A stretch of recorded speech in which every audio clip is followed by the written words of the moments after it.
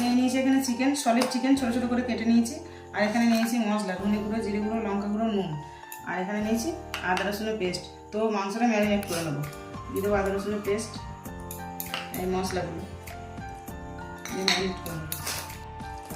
Chicken পকোড়াটা করার জন্য একটা ব্যাটার তৈরি করে নেবো। এখানে নিয়ে নিয়েছি ময়দা, দিয়ে দেবো একটু গোলমরিচ, একটু জিরে গুঁড়ো, লঙ্কা গুঁড়ো, আদা রসুনের পেস্ট, আর দিয়ে দেবো নুন। ব্যাটারটা তৈরি করে নেব অল্প জল দিয়ে অল্প অল্প জল দিয়ে করে নেবো ব্যাটারটা।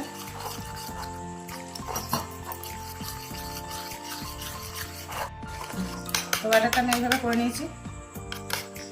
চলো, পকোড়া ভাজার জন্য আমি কড়াই বসিয়ে দিয়েছি। কড়াইয়ের মধ্যে তেল দিয়ে দিয়েছি। তো তেলটা গরম হয়ে গেছে, এবার চিকেনগুলো দিয়ে দেবো।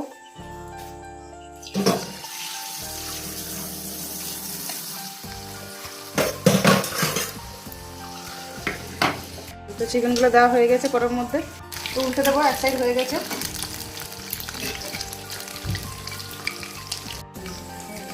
হয়ে গেছে, এবার নামিয়ে নেব। তোমার সব পকোড়া হয়ে গেছে। তো আমার মেয়ে প্লেট সাজিয়ে দিয়েছে।